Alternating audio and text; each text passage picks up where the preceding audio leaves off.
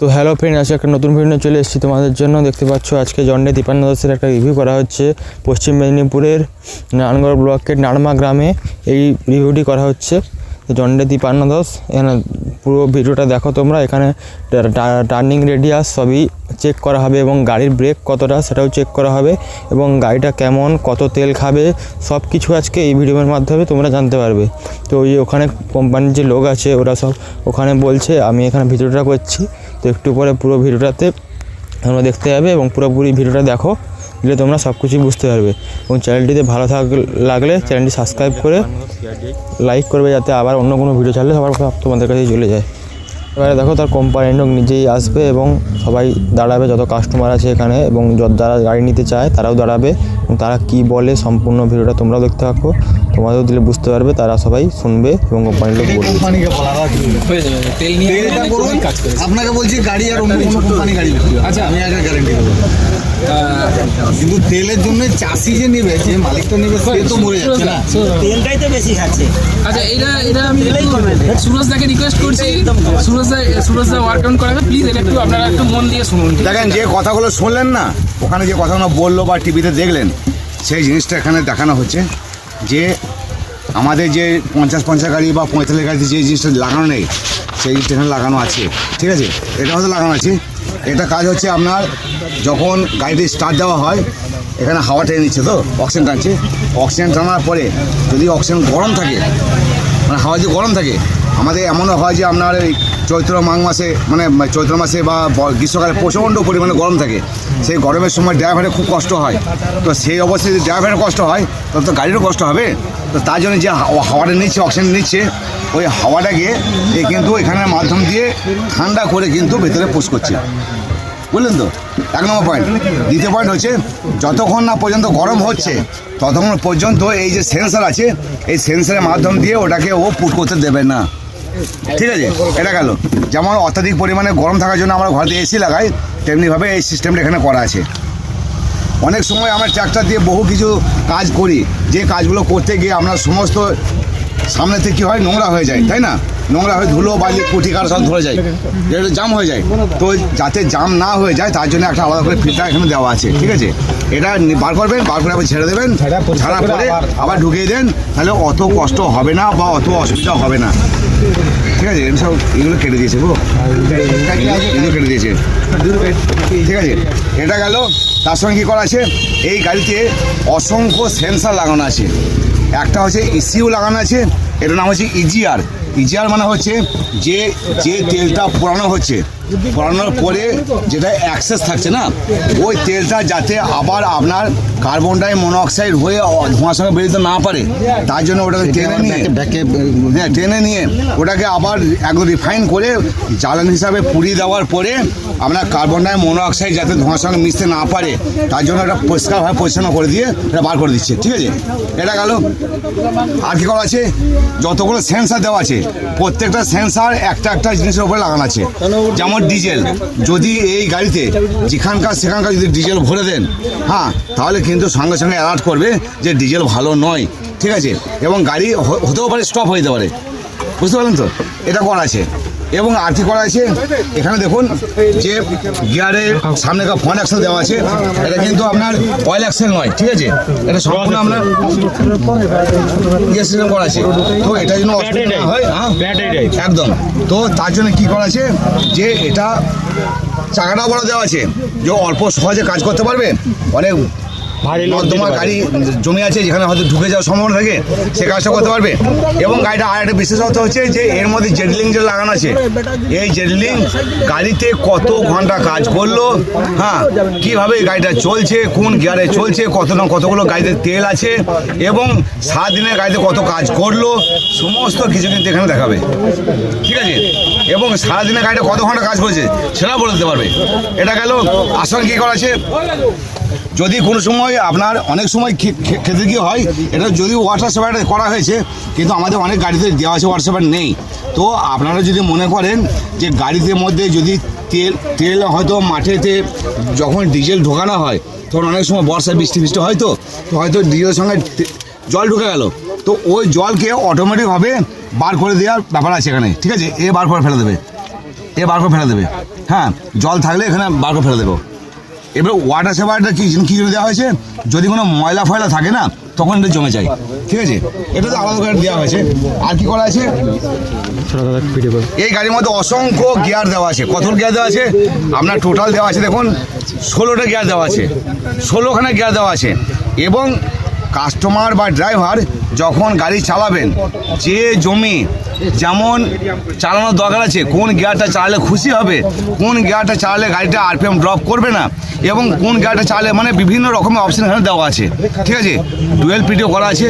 হ্যাঁ, আপনি 540 ইকোনমি চালাতে পারেন এবং 1000 আরপিএম চালাতে পারবেন, এটা তো করা আছেই আছে। তার সঙ্গে কী করা আছে, তার সঙ্গে করা আছে আপনার যে আপনার এই যে এটা বললাম আমি, এই গিয়ার অপশানটা রয়েছে। এবং তার সঙ্গে কী করা আছে, আপনার এই গাড়ির মধ্যে 2500 কিলো মাল তুলতে পারবে হাইড্রোলিক লিফটিং ক্যাপাসিটি, ঠিক আছে। তো অন্যান্য গাড়ির ক্ষেত্রে আপনার 16 থেকে 1800 হয়, এটা কিন্তু 2500 কিলো মালে তুলতে পারবে। এর মধ্যে এক্সিস্ট দেওয়া আছে, 71 লিটারের ডিজেল ট্যাঙ্ক দেওয়া আছে, ঠিক আছে, যাতে একবার ডিজেল ভরে নিয়ে মাঠে সারাদিন চলুক গাড়ি। হ্যাঁ, দেখানোর ব্যাপার নেই। আর একটা ব্যাপার হচ্ছে যে গাড়িটা 57 হর্স পাওয়ার হলেও গাড়িটা হচ্ছে আপনার 5310, একে রাজা গাড়ি বলা হয়। এবং এই গাড়িটা আগে ছিল 55 হর্স পাওয়ার গাড়ি, এখন কিন্তু এই গাড়িটা করা হচ্ছে 57 হর্স পাওয়ার গাড়ি। 57 হর্স পাওয়ার বলে যে 57 হর্স পাওয়ারে চালাতে হবে তাই নয়, আপনি 50 থেকে 52 মধ্যে চালাতে পারবেন, ঠিক আছে। যেমন কাজ দেখে আপনি সেই জিনিস চালাতে পারবেন। এটা হলো আগে নর্মাল 5310 সেটা রাজা ছিল। হ্যাঁ, 55 তার সঙ্গে ধোঁয়া মারবে কিন্তু বন্ধ হবে। হ্যাঁ, কিন্তু এটা সেই রকমই করা আছে, ঠিক আছে। খাইয়ে নেবে 10 লিটার, কি করার নেই। 3 সিলিন্ডার টার্বোচার্জ। ও এই গাড়িটার মধ্যে আর জিনিস করা আছে, বুঝলে তো। আর কি করা আছে, যদি এতদিন যাবত আমরা দেখেছি যে ট্রাক্টরের পিছনে যা কিছু আমরা লাগাতাম, টানাফাল হোক, ট্রলি হোক, রোটাভেটার হোক, সবই কিন্তু আমরা পিছনে লাগাতাম, তাই না।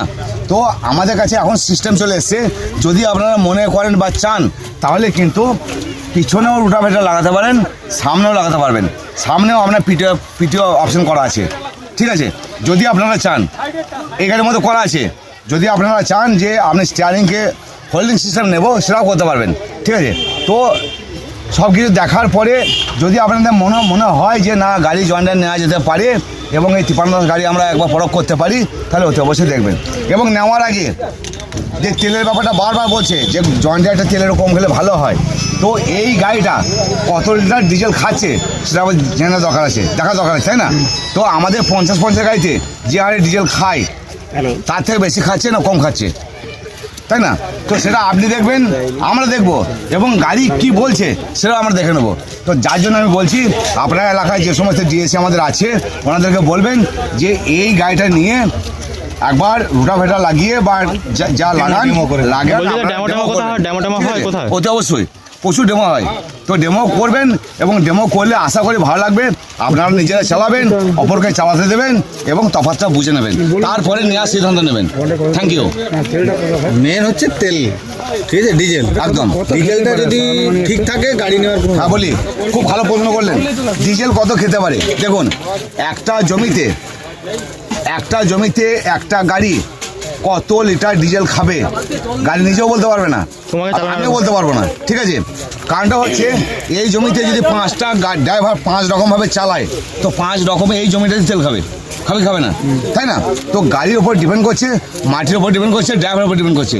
অতএব এটা তো বলা যাবে না, তবুও একটা আনুমানিক বলা হচ্ছে যে 6.5 থেকে 7-এর মধ্যে থাকবে, এভারেজ থাকবে, ঠিক আছে। কত আরপিএম থাকতে হবে, 1700 আরপিএম থাকবে, ঠিক আছে, B1 চালাবে।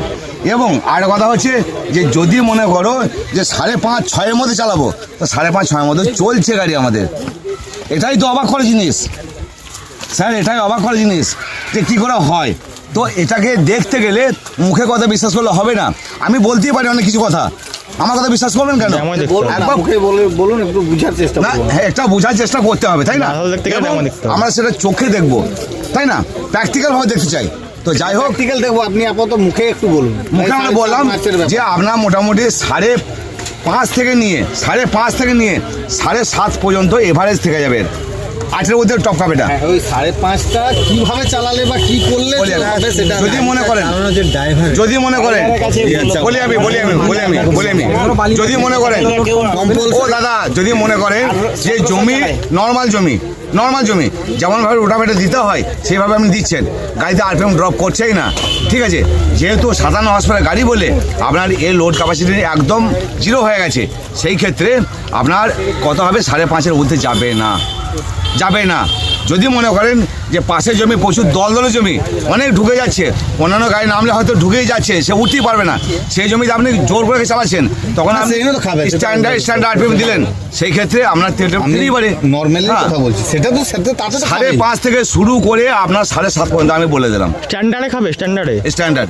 যখনই আমরা এগ্রিকালচারে কাজ করব তখনই আমাদেরকে স্ট্যান্ডার্ড পিটিয়ে চালাতে হবে, ঠিক আছে, 57 একদম স্ট্যান্ডার্ড চালাতে হবে।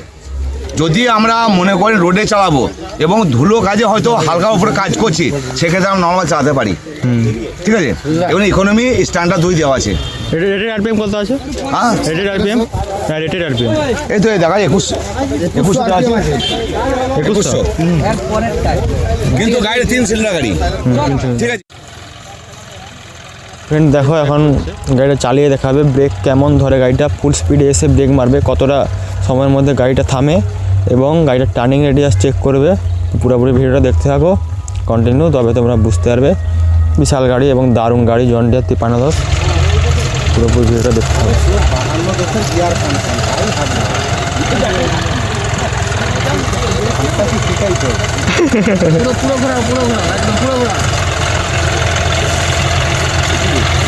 এর বেশি আর মাকে নেই, এর বেশি টার্নিং রেডিয়াস নেই। এটা 3.18 metre turning radius.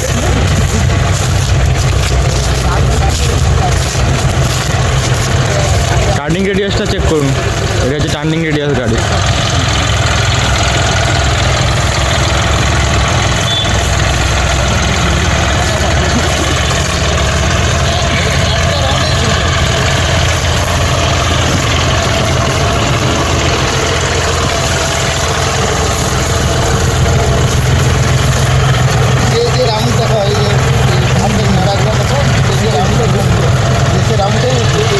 Turning radius check করা হচ্ছে এখন।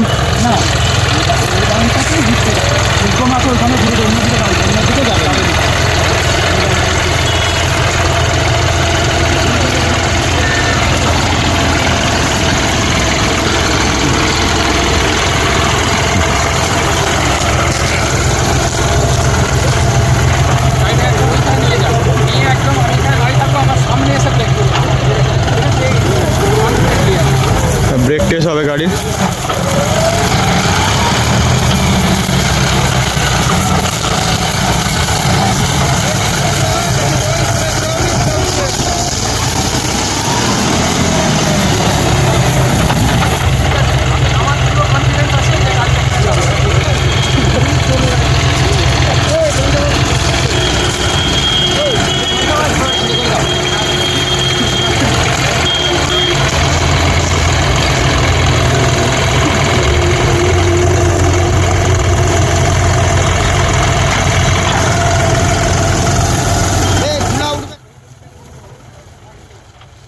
ফ্রেন্ড, আজকের মতো ভিডিওটি শেষ এবং রিভিউ শেষ এবং কোম্পানির মিটিংও শেষ। গাড়িটা এবারে এখান থেকে উঠে বাড়ি যাবে। দেখো কেমন 2 হুইল টাইপে চালানো হচ্ছে বলে গাড়িটা স্লিপ খাচ্ছে।